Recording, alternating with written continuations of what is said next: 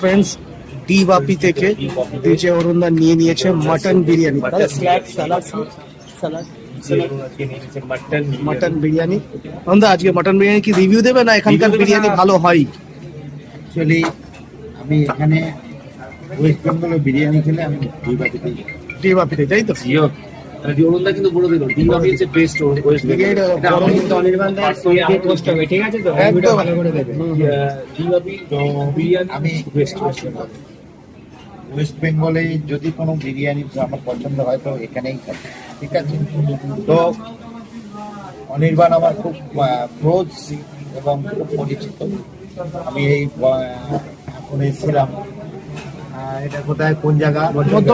মধ্যমগ্রাম ব্রাঞ্চে ডিবাপির বিরিয়ানি খাবার জন্য আমি ওকে ফোন করলাম যে তুমি আছো কিনা। বললো আছি, তুমি এখনই আসো। আমি এসেছিলাম মধ্যমগ্রাম। তো মধ্যমগ্রামে কিছু দোকানে ভিজিট করার আছে, তো ভিজিট আমি অবশ্যই করবো। তো সবার প্রথমে আমি এখানেই এসে পৌঁছে গেলাম। তো এখন মানে মধ্যমগ্রাম বলতে তুমি বোঝো ডি বাপি, তাই তো? ডিবাপি, মধ্যমগ্রাম মানে ডি বাপি। মধ্যমগ্রাম নয়, অনেক জায়গায় ব্রাঞ্চ আছে, কিন্তু ডিবাপি ওয়েস্ট বেঙ্গল মানে ডি বাপি, তাই তো? এটা একদম। অরুণদা চলো তোমার প্রিয় মটনের পিসটা দেখো। প্রিয় মটনের পিসটা একবার তুলে দেখো অরুণদা।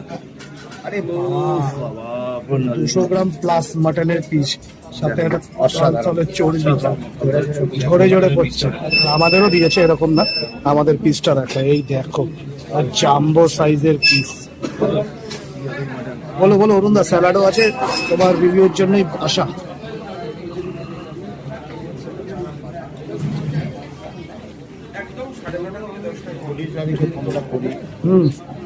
তো বন্ধুরা, এই যে